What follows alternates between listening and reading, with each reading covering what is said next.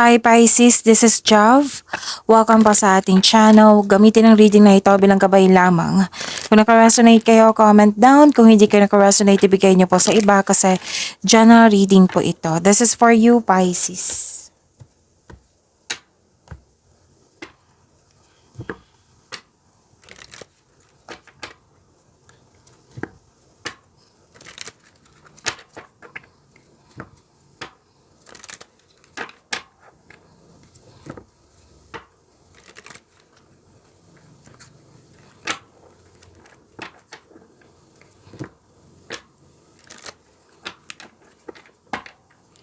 Para po ito sa iyo, Pisces.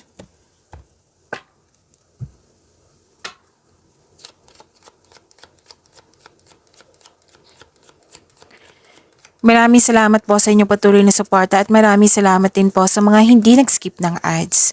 Sa mga hindi pa nag-subscribe, subscribe na po kayo at click bell notification para malaman nyo na may bago tayong video.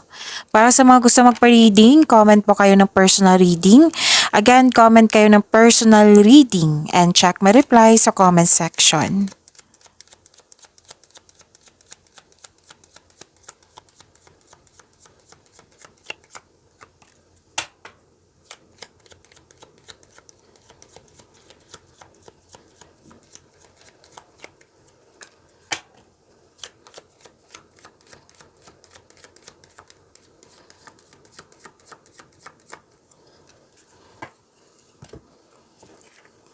May malaking influence ang isang babae.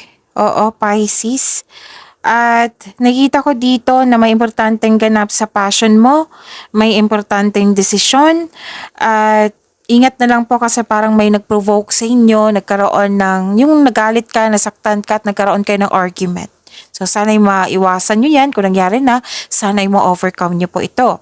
Nakita ko rin dito na pwedeng nag-aaral kayo or may usaping education ngayon or balik-aral ba or self-study ito.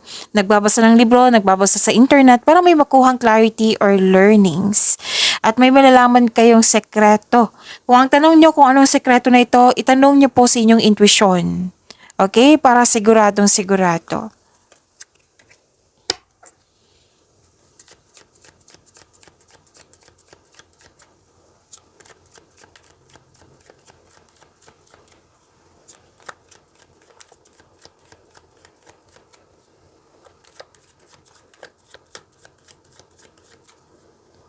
Energy po ni Pisces.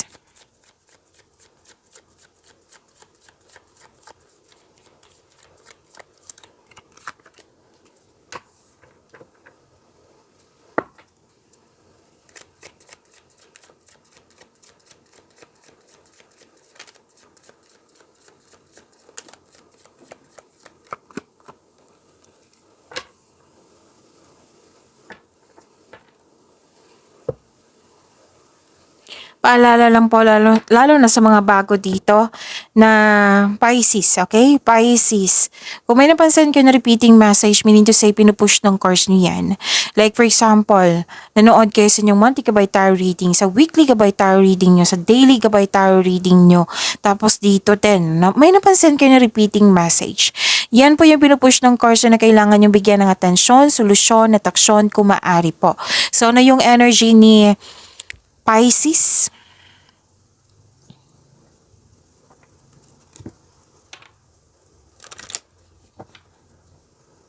Ang sinabi ng dalawang card na ito, gusto nyo mag-isa. Gusto nyo mapag-isa para makapag-isip, makapagpahinga, at magpagaling. Oo.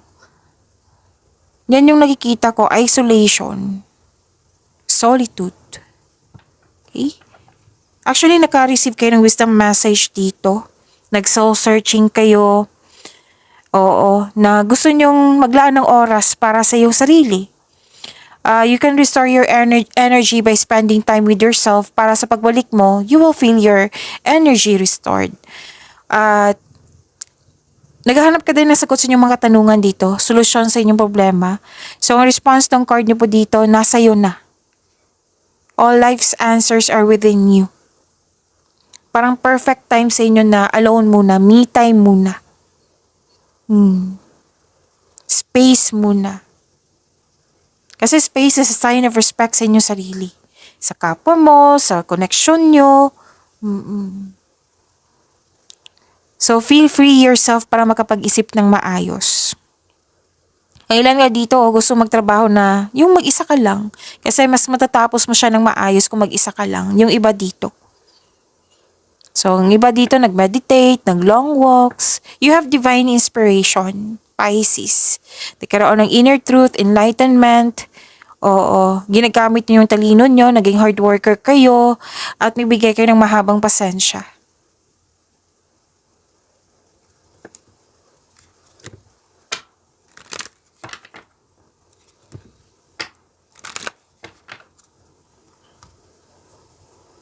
May biglaang pagbabago po. Sa relasyon ba ito? Sa connection mo sa isang tao? Sa career and money ba ito? Sa personal life? Sa love life? Oo. Basta may biglaang pagbabago. Pwedeng hindi mo ito in-expect. Oo. At yung sabi ko sa inyo kanina na may sekreto, malalaman mo to kasi kayo po ang nakinig kayo sa inyong intuition, pwede. Pero most likely, nalaman nyo ito through nag-investigate. Okay? Nag-investigate yung kasi malakas ang inyong intuition. So, yung kutob mo, naging tama. Okay? And, sikreto to may sikreto na parating which may be shocking. Okay? Kung comment nyo dyan is ano yung sikreto, malalaman mo yan kung meron po. Kung wala, edi mas mabuti. Oo, Pisces. So, may pagbabago po dito, lalo na sa connection sa isang tao, or pagbabago ito regarding sa financial. Oo. Huwag kayong mag-alala sa pagbabago na ito ha, kasi sinabi ng card nyo dito, magkakaroon ng growth and expansion sa pagbabago na ito. Sa pagbabago na ito, makakasuporta to sa growth and expansion. Pwedeng parating na ito or dumating na itong pagbabago na ito. Okay?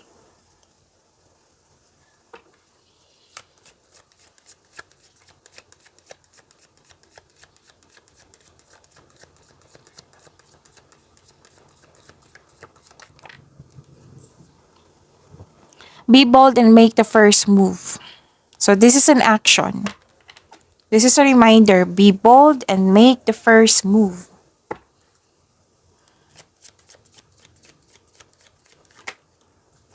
This is your career and money, Pisces.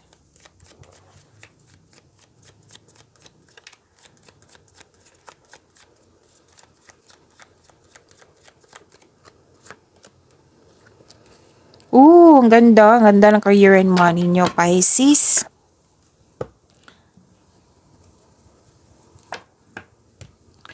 May celebration.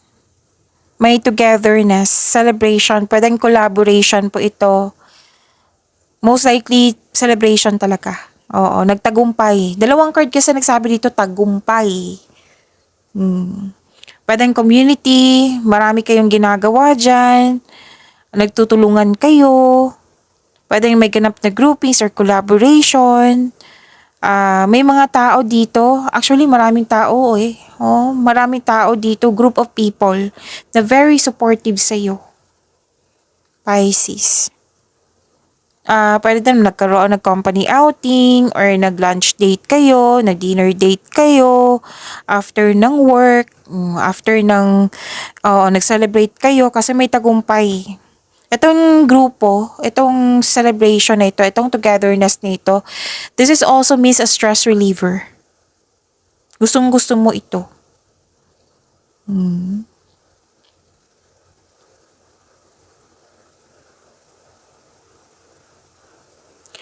At, yes, dalawang card mismo nagsabi dito na may happiness, fulfillment sa pangarap. Oo. Ang ganda ng career and money nyo. May magandang kapalaran sinabi dito. This is good fortune. Happiness, fulfillment sa pangarap, granted yung manifestation mo. Kasiyahan at kagalakan niya nakikita ko. Dalawang card mismo nagsabi niyan. Grupo ng tao ha. So, success in workplace and home, i-acknowledge mo ang nabigay na suporta sa'yo, yung group of people po, na nawala yung stress mo, anxiety mo, nang dahil sa togetherness na ito. So, please know that you have a very supportive group of people. I believe this is your family, or di kaya group of friends. This is completion of cycle. May nakumpleto nga. Pwedeng project, pwedeng end of contract, natuwang-tuwa ka, and yung sabi ko kanina na magandang kapalaran. Good fortune, blessings. Pwedeng nangyari na or parating pa. Pero I believe na dumating na kasi nag-celebrate na kayo dito eh. This is changes. This is completion of cycle. Dalawang card yung mismo nagsabi nito. Nakatadhana to sa'yo. May ganap na nakatadhana sa'yo. This is good luck and good karma also. And may job opportunity ako nakikita dito. Blessings, good fortune. Unexpected wealth. Pisces, unexpected wealth. Financial stability. Like for example, kung gipit ka ngayon, may parating na blessings na makapagbago sa iyong kaperahan. Kung jobless ka ngayon, may unexpected job opportunity na darating. Okay? And malaking pera, may parating na malaking pera po sa inyo, Pisces. I believe this expectation nyo to. Oo, maraming client, maraming project, yung opportunity na makapagbigay sa'yo ng malaking pera, pwede. Pwedeng benta. So, you're moving from a painful cycle to happiness po. So, embrace this new situation dumating sa inyong buhay. So, this is blessings ha. Claim nyo po. Mag-focus po daw kayo sa makontrol nyo. Huwag po daw kayo mag-focus sa hindi nyo makontrol.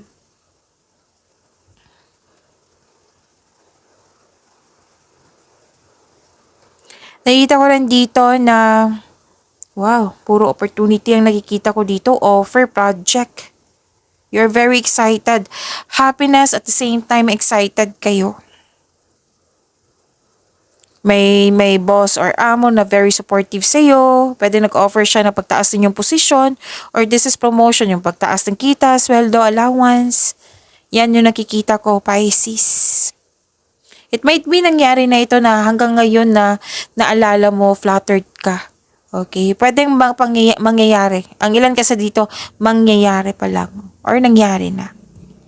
Makakatanggap din kayo ng good news? Pisces? May bago kayong kasamahan or bagong gamit. Oo. Na mas naging inspired kayo. Ano pa?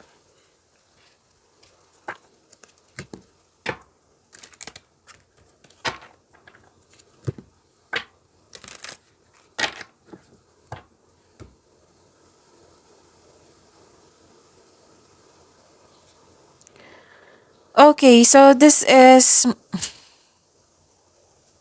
may negotiation talaga. Kitang-kita ko yung promotion dito. May successful agreement, may pagtaas ng allowance, sweldo, kontrata. Yan yung nakikita ko.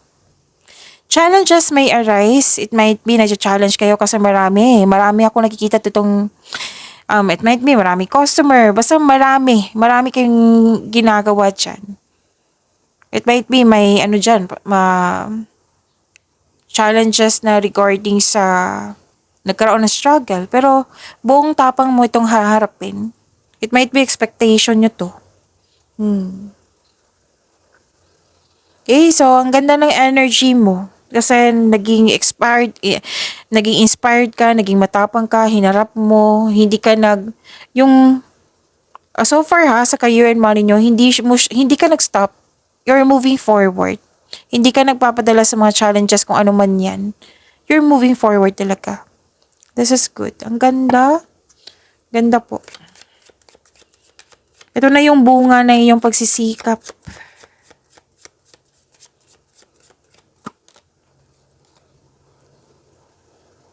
Okay, fertility, it's time to think about family, life, and children. Don't sacrifice family for career. It might be sobrang focus mo talaga sa trabaho. Na wala na kayong love life dyan, wala kayong time for love life, or di kaya hindi enough yung time mo sa partner mo or sa family mo. Or sa mga single dyan, baka sobrang tutok na kayo. Pero hindi naman yan masama. Ang naging masama na siya pag over na, yung sobra na. So baka ito na yung time po, kasi sinabi dito ng card nyo eh. Ito na yung time na mag-isip ka for the future. Oo. It's time to think about family, life, and children. Okay?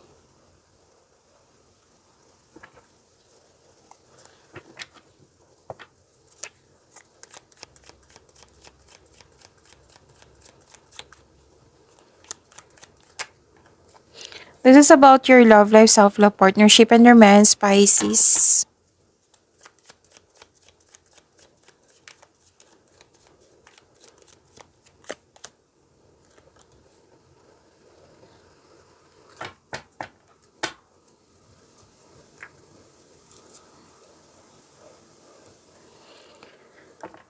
Okay.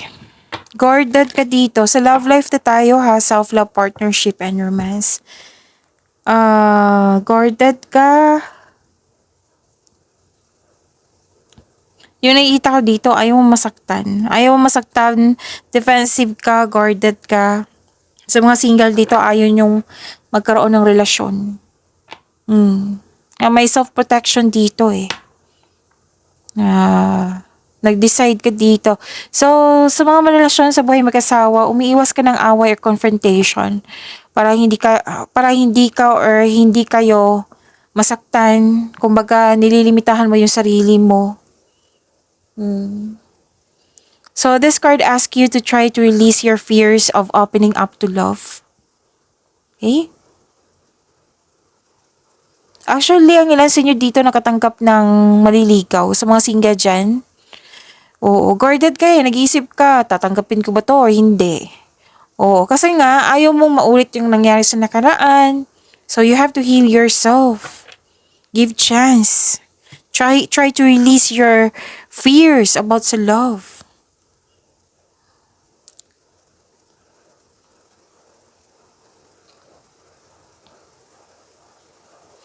Okay, so this is ano.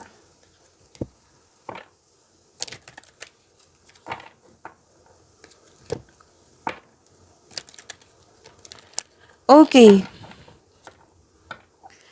May maliligaw ka sa dito sa mga single na very matalino, matagumpay sa buhay. And very attractive siyang magsalita. Yan yung parating sa iyo. It might be an air signs, Gemini, Libra, and Aquarius, or fire signs, Aries, Leo, and Sagittarius. Okay? Sa mga may relasyon sa buhay mag-asawa, nagbigay ka ng mataas na pasensya or mataas ang pasensya ng partner mo. Ginagamit niya yung lohika kaysa sa emotion.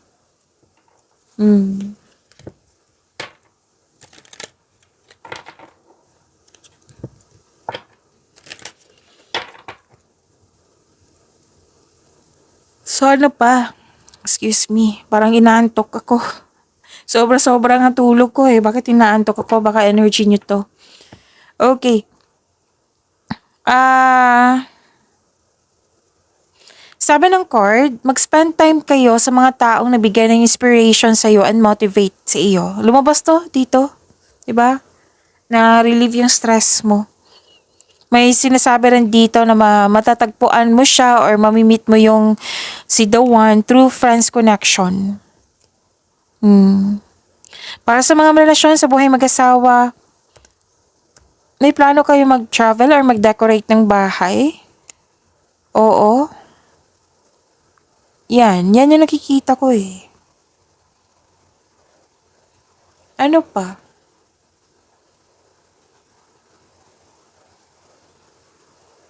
Nakikita ko rin dito na nagkaroon po ng Pisces, naging guarded talaga kayo. Ilang beses na lumabas eh. Na-stuck kayo sa mga nangyari sa nakaraan. Kaya naging guarded ka. Gusto mo nang pumasok pero nag-decide na talaga yung iba sa inyo dito na ayaw mo muna. So kailangan kung ang ilan sa inyo interested sa bagong tao na parating sa inyo, you have to heal yourself first. Forgive yourself first. Forgive the situation, yung past person, yung sarili mo. Para fair sa'yo, fair din sa bagong tao. Kung kayo ay handa ha. Kasi na-stuck ka din sa mga nangyari sa nakaraan. So, ang sinabi ng card dito, kailangan ng forgiveness. Para hindi mo to bit-bit parate kasi mabigat yan eh.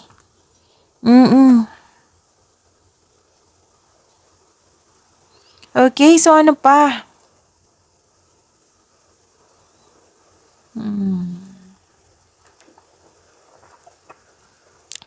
So may sikretong mabubulgar nga.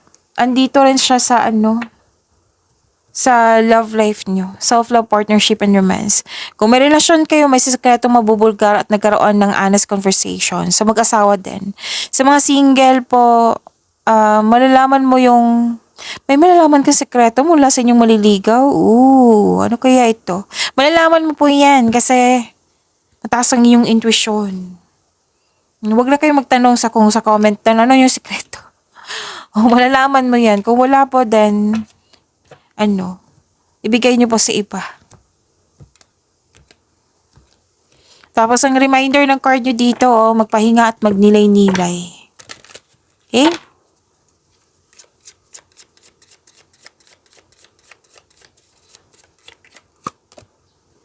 Divine timing. Trust in divine timing. Love arrives when it's meant to. See? Kahit ayaw mo, darating talaga. Darating talaga yan, Pisces. Ibibigay ng tadhana sa'yo. Oo. So, claim niyo po, kahit iniiwasan, guarded ka kasi. Darating din yan. Baka mag-iba yung isip mo niyan, di ba? Okay, pag-imali niyo po yung blessings na binigay sa inyo. Pisces, see you tomorrow. Maraming salamat po.